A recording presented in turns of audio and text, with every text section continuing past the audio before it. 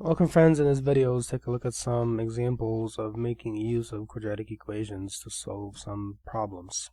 The first one says the hypotenuse of a right triangle is 5 centimeters long. Okay, so let me just begin by drawing a picture. That always helps. Okay, so we'll call this 5 centimeters. Then it says the shorter leg is 1 centimeter shorter than the longer leg. So let's call this, for example, the longer leg x. And now this one is 1 centimeter shorter, so it's x minus 1. That's what it means. Now from here, because it is a right triangle, in other words, remember this here, right, this is a 90-degree angle, you can just put the pieces together into an equation, and you can solve the equation by the Pythagorean theorem. So that says a squared plus b squared is equal to c squared, this way. So as an example, you can call this a, you can call this b, and you can call this c. You can label the different pieces of the triangle this way. And then just plug in, so you're going to have the following then. So x minus 1 squared. X minus 1 squared. Remember, this is allowed because it says the shorter leg is 1 centimeter shorter than the longer leg. So, like, for example, if the longer leg is 8, then the shorter one is 7, and so on. That's why you have to have x minus 1 here. X minus 1 squared plus x squared is equal to 5 squared. This is the basic equation from the Pythagorean theorem. On the left side, x minus 1 squared, you need to FOIL that out. However you choose to do that, it's going to be this. It's going to be x squared minus 2x and then plus 1 plus x squared is equal to 25. As a reminder, let me just give you a rule. So when you have a plus b squared, the fast way always to do this is to just do a squared. Then you take whatever a and b are, you multiply them and you double the result, so plus 2ab, and then you add b squared at the end, you see? That's exactly what I've done here. So x squared, and then x times negative 1 is multiplied by 2, negative 2x, and then the 1 at the end. Now add up the x's here. So you're going to have x squared plus x squared is going to give you 2x squared minus 2x plus 1 minus 25. Move that over to subtraction. This is equal to 0. So you have 2x squared minus 2x, and then let's see, minus 24 is equal to 0. Now here we get lucky because there's a GCF of 2 we can factor, but that goes out, so 2 is left over on the outside of the parentheses, and within you're going to have this, x squared, and then minus 1, and then negative 24 divided by the 2 is negative 12. So you have negative 12, and this is equal to 0. Now I can factor this pretty easily. So the 2, well, that's never equal to 0, so just ignore that. So that means x squared minus x minus 12 has to be equal to 0. So you factor that expression. So let me just remind you again, you need two numbers that multiply to negative 12. Same two numbers add up to negative 1. There's a coefficient of negative 1 in this position. So thinking about those numbers, the way to do that is you just look at the factors of the negative 12 until you find the right combination, that's all. So I'm going to do here, let's see, x minus 4, and then let's see, if I do x plus 3, and this is equal to 0. Let's think about this. Negative 4 times 3 is negative 12, it checks. Negative 4 plus 3 is negative 1, that also checks. That means this is the factored form that we need. And now from here, just set each factor equal to 0. So x minus 4 is 0, or x plus 3 is equal to 0. You can solve each of these. To have x minus 4 equal to 0, x must be equal to positive 4. And to have x plus 3 equal to 0, x must be equal to negative 3. Of these, only one really makes physical sense. So this one here, x equals 4. This one is no good. That says, for example, here, x equals negative 3, because you cannot have a side length equal to negative 3 units, right? So this one comes from the fact that this is just a quadratic equation, so it has two answers, but physically this answer right here is meaningless. The x equals 4 is the answer that we want, and the 2 that we factored out, that's never equal to 0 anyway, so x equals 4 really is the answer. Once we know, so x equals 4 for one side, that's one answer. So now the other answer would be the following, because we have x minus 1, so that would be 4 minus 1, that's equal to 3, that's the other side. In other words, what we really have here in this particular case is a basic 3, 4, 5 triangle, okay? It's called a Pythagorean triple, a famous triangle. That's it for this one. Let's look at this one. So this one says a toy rocket is launched with an upward velocity of 40 meters per second. The rocket's height is given by h equals 40t minus 5t squared. Find the times t at which the rocket is 15 meters above ground. So in other words, we have to solve this equation that says h is equal to 15 because somebody made up that number. So in other words, that means 40t minus 5t squared is equal to 15 this way. That's the equation to be solved. The height of the rocket is equal to 15. This will have two values. Now let me just show you a graph of this function. So 40t minus 5t squared So look at this graph, okay? Let me zoom in a little bit better. A little bit more, a little bit more. We gotta keep going here. You see, that's what it looks like. So this tells you the position of the object versus time. Time is here on the horizontal and the height of the object is on the vertical. So let's see, make a 15 in here. And it tells you that there are two separate times when the height of the rocket is 15 meters. You see, this is one of these times when the rocket is ascending, and then here is the same height when the rocket is descending. So that means our equation will have two solutions for that reason. Let me move this aside. This was just for reference, graphically speaking. Now let's try to solve this. So let's make, well, a simplification. We can divide 5 out. So 40t like this, and then divide 5 from here. Minus 5t squared divided 5 from here equals 15 divided 5 from here. So that's going to give us 8t. That's good. Minus t squared, and then equals positive 3. Gather all the terms on one side. Whether it's the left or right is irrelevant. Either one is fine. Just make sure you have the correct form, but there's a 0 on one side. So I'm going to do that as follows. I'm going to end up with, I'm going to subtract 8t and I'm going to add t squared. So in other words, that's going to give me a 0 on this side, and then on the right side I'm going to have t squared minus 8t and then plus 3 this way. Now, this equation doesn't necessarily have any clean solution, so we're going to use the quadratic formula. So a is 1, let me remind you, so here, right, that's 1. And then b is negative 8, and then c is positive 3. Those are the values you have to now plug into the quadratic formula.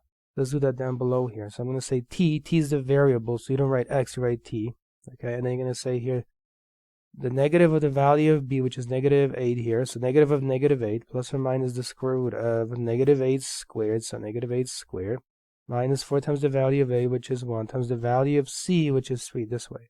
Okay, and then the bottom you have 2 times the value of a, which is 2 times 1. And then you worked with this. Alright, often applications, the numbers are messy. The negative of negative is going to be an 8 plus or minus, and it's going to be 64 minus 12 divided by 2. Okay, I'm going to pick it, let's see. I'm going to continue over here across the top. So now t will be 8 plus or minus the square root of 64. So that would be, let's see, 52. 6 minus 1 is 5, and then 4 minus 2 is 2, so it's 52. And then this is over to this way. From here, because it's an application, you can either continue to work through this and simplify it and all that, but I'm just going to punch this into a calculator, remembering there are two separate values of t. So t is 8 plus the root of 52 divided by 2. That's one of those values. So punch this into a calculator and estimate the value. It's going to give you 7.61 right here. Okay, so now stop for a second. Look at the picture carefully. 7.61. Look here, okay? On the right side. You see, if you look down to the t-axis, where the arrow is pointing, that's about 7.61. So this value here is very reasonable given also the graph. As with the other one, so t equals 8 minus the root of 52 divided by 2. So punch this into your calculator. Notice here I'm using this squiggly looking equals, approximately equal to. That's going to give you 0.39 as a value right here. Is that reasonable? Well, let's see. Take this intersection point and draw it down to here. I suppose it is, because this spacing is 2 units, so 1 is about here. This would be about a 1 right here, right? Because this is a space of 2, so this is about a 1. But 0.4 is about there, 0.39. That's good. So then these are the two answers that we are looking for. In other words, 0.39 seconds into its flight, and then 7.61 seconds into its flight, the rocket has a height of 15 meters. Let's look at this one. So the area of a rectangle is 14 feet squared, and the length of the rectangle is 3 less than twice the width. Find the dimensions of the rectangle. Let's draw a rectangle and let's label what we know about the rectangle. So we know that the inside is 14 feet squared. That's our area. Then it says, and the length of the rectangle is 3 less than twice the width.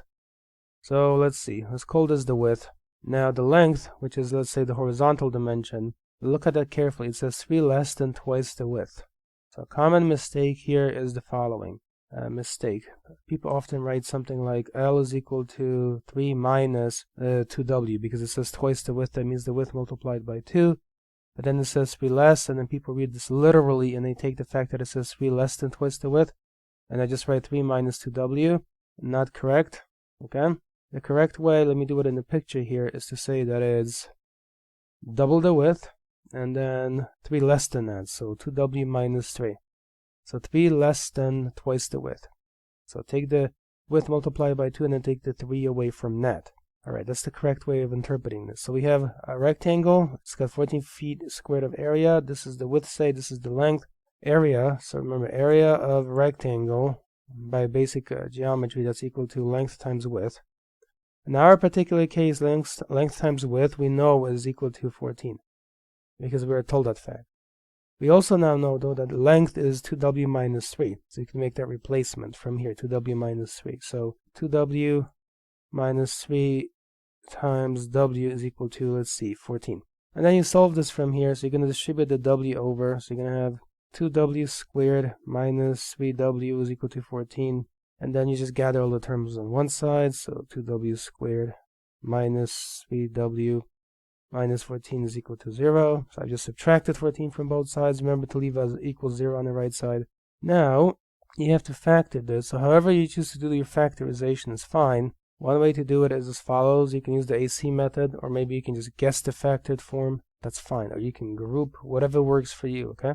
So if I use the AC method, I would have A is 2 and then C is negative 14. So that means AC is negative 28. And then I just look for two numbers that multiply to negative 28 and add up to 3, negative. Maybe you can find them pretty quickly, but let's see. If I do 7 times 4, well, if I do negative 7 times 4, let's see. Negative 7 times 4 is negative 28, and then negative 7 plus 4 is negative 3. So negative 7 and 4 check. So that means over here, I'm going to now write this as 2w squared. And I'm going to put, let's see, the 4w this way with the 2. And I'm going to put the negative 7w with the negative 14, and this is equal to 0 this way. I'm just using negative 7 and 4 to rewrite the middle term this way. And then I can use grouping, you see? So from 2w squared plus 4w, I'm going to pull out 2w out, so 2w left on the outside. Now, what do you put on the inside? The way to do it is 2w squared divided by 2w leaves a w, and 4w divided by 2w leaves a 2.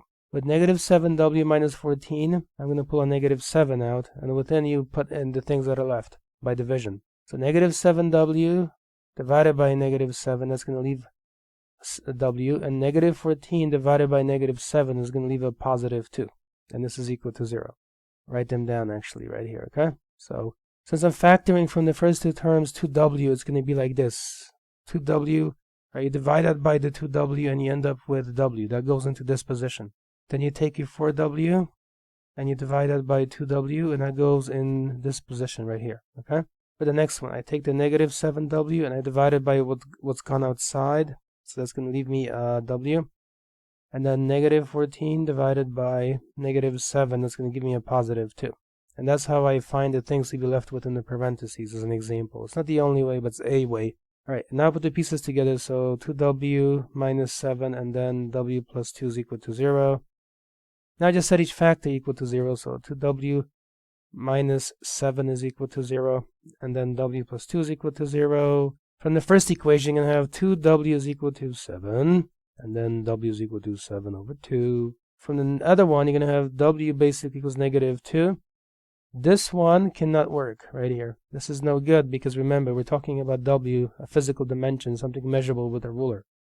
So this, w equals negative 2, therefore makes no sense. It cannot be. So, in other words, the width is 7/2, which is the same as 3.5. And this is in feet because the area is in feet. Once you know that the width is 3.5, then the length you can find simply by doing 2 times 3.5 minus 3. You worked with this calculation. Maybe you do this on a computer or a calculator, it's 4. So in other words, it's basically 4 feet. So what we have is basically then a rectangle that is 3.5 feet by 4 feet. Those are the dimensions of our rectangle. And that is it for this one, friends. So please be sure to leave a like, to subscribe, leave some comments. I read through them sometimes to see what the feedback is and how I can improve my videos.